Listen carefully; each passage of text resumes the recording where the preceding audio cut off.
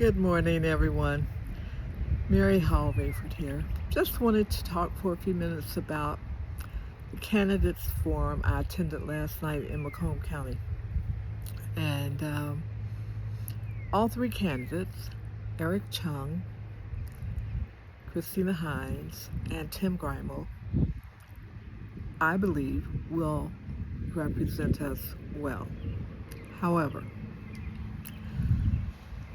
I do have a choice, a preference, and that's going to be Eric Chung. Not because the other two are not good candidates.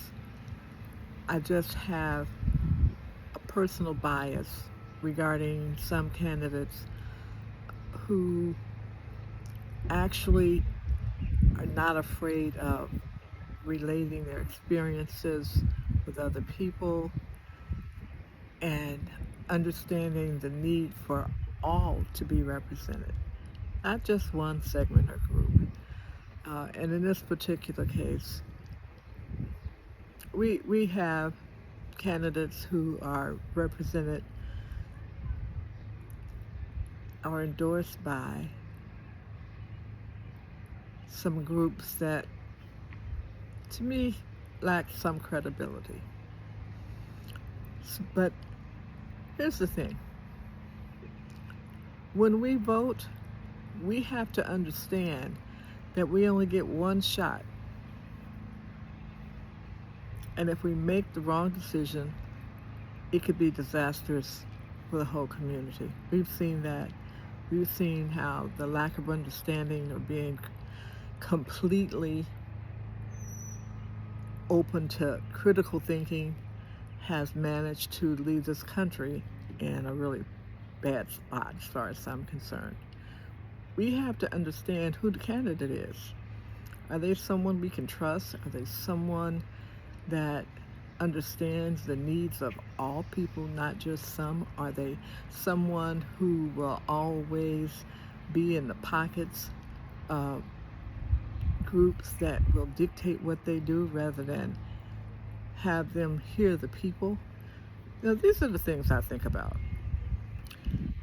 I've been a candidate before of local government, and even though I did start out saying I would be a voice for the people, I'm still doing that. I didn't win, but I'm still being a voice for the people. So I'm trying to make sure people understand who the candidates are and why or why not they should vote for them.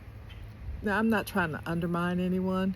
I need that to be made perfectly clear, and I've already provided some details as to what my thinking entails on Facebook. So feel free to look me up on Facebook to see what I've had to say. I don't want to repeat myself, as so many people have done. But let's get real.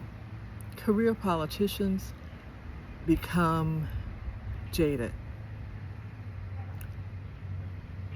The new ones come in with a fresher outlook, primarily because they've looked at the situation, they believe they understand what needs to change and how they can be effective at making that change come to pass. So, yeah, that's my bias. And I say that for a reason, because I've watched what happens. And for new candidates, this is especially important. If you're running against someone who is basically a career politician, uh, make sure you understand what their supporters can do to undermine your candidacy. I didn't understand shadow campaigning until the last opportunity I had to run for office. And what that does, the shadow campaigning does, usually um, done by supporters of the other party,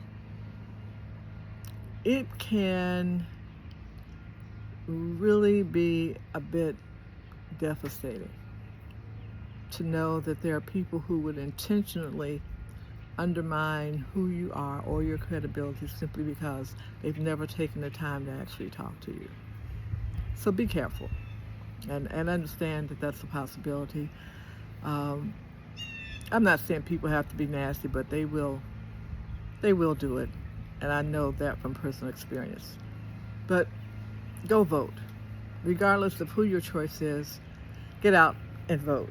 This primary um, is important, and the general election in November is equally important.